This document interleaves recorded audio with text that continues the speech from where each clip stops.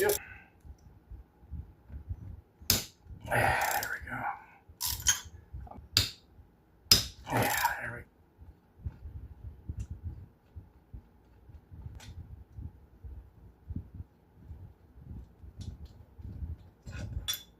go. There we go. There's the head. All right. Now the next step is gonna get these valves out of the head here. So my brother made me a little tool here, a valve removing tool. So we're gonna test it out. There we go. There's one. There we go. Just like that.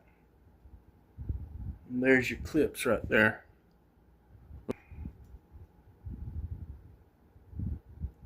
There we go.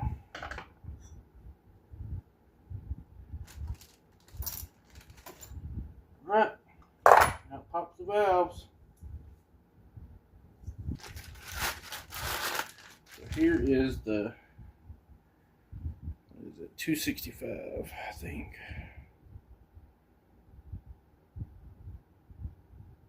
It doesn't say on here, but it's supposed to be the 265 one. There we go. Alright, it's in there. Now, we're going to get this little tool that my brother made for me.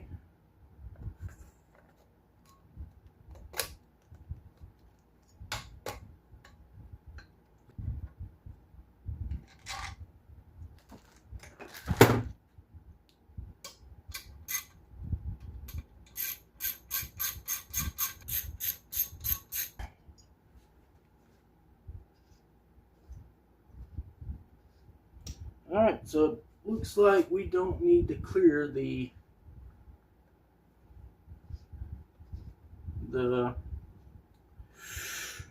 crankshaft. So that's a good sign. So that's going to be a different story if we get the rod in there. It might do something with the clearance or whatever. But I'm happy that we don't have to do nothing to the crankshaft itself.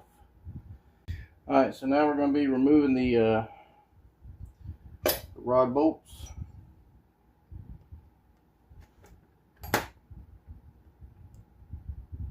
This is a 10 millimeter for the stock.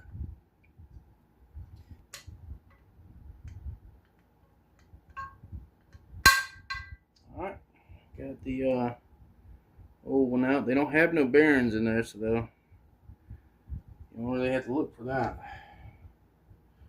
So just use the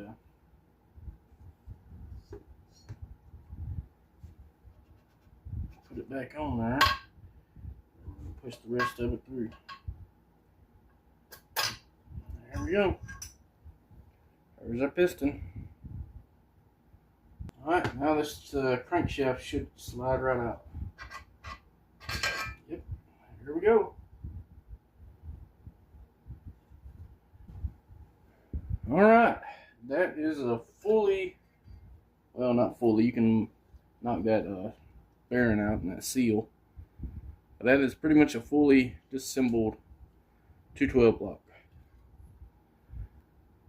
What people usually do is drill that hole out right there for the oil, for the valves. I guess overfill for the valves where it can drain back in.